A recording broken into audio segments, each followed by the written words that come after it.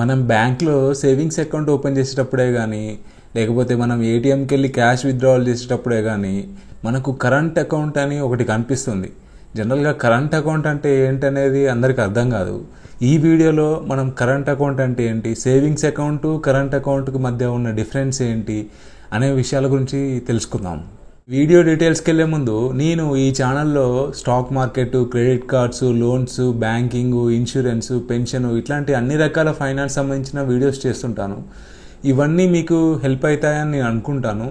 ఒకసారి మీరు ఈ ఛానల్కి వెళ్ళి వీడియోస్ చూడండి. అవి కనుక మీకు నచ్చినట్లయితే వెంటనే ఛానల్ని సబ్స్క్రైబ్ చేసుకోండి. ఇంకా వీడియో డీటెయిల్స్కి వెళ్తే సేవింగ్స్ అకౌంట్ అనేది మామూలుగా మనలాంటి వాళ్ళు ఓపెన్ చేస్తారనమాట. శాలరీడ్ పర్సన్స్ కానీ లేకపోతే సెల్ఫ్ ఎంప్లాయిడ్ పర్సన్స్ కానీ జనరల్గా మనీని సేవ్ చేసుకోవడానికి ఈ సేవింగ్స్ అకౌంట్ని ఓపెన్ చేస్తుంటాం. కానీ ఈ సేవింగ్స్ అకౌంట్స్ వలన వచ్చిన ప్రాబ్లమ్స్ ఏంటంటే ఈ సేవింగ్స్ అకౌంట్స్కి ట్రాన్సాక్షన్ లిమిట్స్ కానీ ట్రాన్సాక్షన్ కౌంట్ కానీ ఒక పర్ డేలో తక్కువగా ఉంటుంది. అంటే మన అకౌంట్ టైప్ని బట్టి, సేవింగ్స్ అకౌంట్ టైప్ని బట్టి ఈ ట్రాన్సాక్షన్ లిమిట్స్ అనేవి వేరీ అవుతుంటాయి. మనం అన్లిమిటెడ్ ట్రాన్సాక్షన్ చేద్దాము లేకపోతే అన్లిమిటెడ్ అమౌంట్ ట్రాన్సాక్షన్ చేద్దామంటే ఈ సేవింగ్స్ అకౌంట్ వలన పాసిబుల్ కాదనమాట. అయితే బిజినెస్ పర్సన్స్ తీసుకున్నట్లయితే బిజినెస్ అయితే బిజినెస్ చేసే వాళ్ళు ఎవరైనా కానీ వాళ్ళు లక్షల్లో కోట్లల్లో ట్రాన్సాక్షన్ చేయాల్సిన అవసరం ఉంటుంది వాళ్ళకి. అలాంటి వాళ్ళకి కోసం బ్యాంక్ ఏం చేసిందంటే కరెంట్ అకౌంట్ అనే కాన్సెప్ట్ని తీసుకొచ్చింది అనమాట.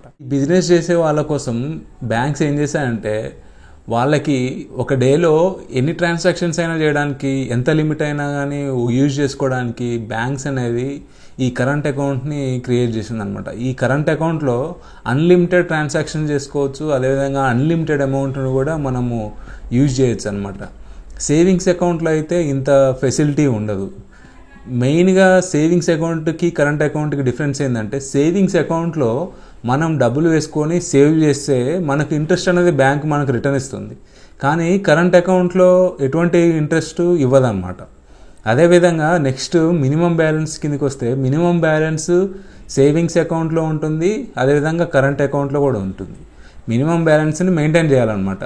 సేవింగ్స్ అకౌంట్లో అయితే జీరో బ్యాలెన్స్ అకౌంట్ కూడా ఉంటుంది, కానీ కరెంట్ అకౌంట్లో అయితే జీరో బ్యాలెన్స్ అకౌంట్ మాత్రం ఉండదు. ఓన్లీ మినిమం బ్యాలెన్స్ అకౌంట్ మాత్రమే ఉంటుంది. ఈ సేవింగ్స్ అకౌంట్లో మంత్లీ యావరేజ్ బ్యాలెన్స్ వచ్చేసి కొంచెం తక్కువగా ఉంటుంది, కానీ కరెంట్ అకౌంట్లో అయితే చాలా ఎక్కువగా ఉంటుంది. అయితే ఇన్ని ప్రాబ్లమ్స్ ఉన్నాయి కదా, మరి కరెంట్ అకౌంట్ని తీసుకోవడం ఎందుకు అంటే కరెంట్ అకౌంట్ యొక్క స్పెషాలిటీ ఏంటంటే మామూలుగా ఓవర్ డ్రాఫ్ట్ ఫెసిలిటీ అనే ఒకటి ఉంటుంది. ఓవర్ డ్రాఫ్ట్ ఫెసిలిటీ అంటే ఏంటంటే మన దగ్గర మన బ్యాంక్ అకౌంట్లో ఉన్న డబ్బుల కంటే ఎక్కువగా యూజ్ చేసుకోవడానికి బ్యాంక్ ఇచ్చే ఒక ఫెసిలిటీని ఓవర్ డ్రాఫ్ట్ ఫెసిలిటీ అంటారు. ఫర్ ఎగ్జాంపుల్ మన బ్యాంక్ అకౌంట్లో ఒక 10 lakhs ఉన్నాయనుకోండి, మనము ఒక 11 lakhs ట్రాన్సాక్షన్ చేయాలనుకుంటున్నాం అనుకోండి. ఆ 11 lakhs ట్రాన్సాక్షన్ చేయడానికి ఈ ఓవర్ డ్రాఫ్ట్ ఫెసిలిటీ అనేది యూజ్ అవుతుంది. సో మన బ్యాంక్స్ అనేవి మన యొక్క బిజినెస్ ఇన్కమ్ని బట్టి, బిజినెస్ ఎక్స్పాన్షన్ బట్టి, దాని యొక్క వాల్యూ వర్త్ని బట్టి మనకు ఓవర్ డ్రాఫ్ట్ లిమిట్ అనేది ఇస్తుంది అనమాట. సో కరెంట్ అకౌంట్ ఉన్నట్లయితే ఓవర్ డ్రాఫ్ట్ లిమిట్ ఎంత అనేది బ్యాంక్ డిసైడ్ చేసి ఇస్తుంది. సో ఆ పర్టికులర్ బిజినెస్ డబ్బులు లేనప్పుడు ఓవర్ డ్రాఫ్ట్ అమౌంట్ను కూడా యూజ్ చేసుకోవడానికి అనేది అవకాశం అనేది ఉంటుంది. అదే సేవింగ్స్ అకౌంట్లో అయితే ఈ ఫెసిలిటీ అనేది ఉండదన్నమాట. సో అది మెయిన్ డిఫరెన్స్ సేవింగ్స్ అకౌంట్కి కరెంట్ అకౌంట్కి.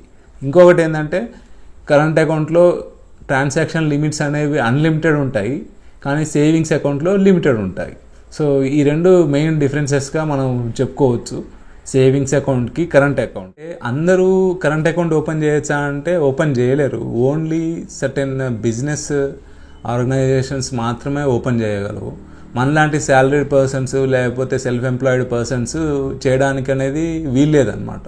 సో ఇది ఈ రెండింటి మధ్య డిఫరెన్స్. ఈ వీడియో కనుక మీకు నచ్చినట్లయితే ఈ వీడియోని లైక్ చేయండి, షేర్ చేయండి, అలాగే ఈ ఛానల్ని సబ్స్క్రైబ్ చేసుకోండి.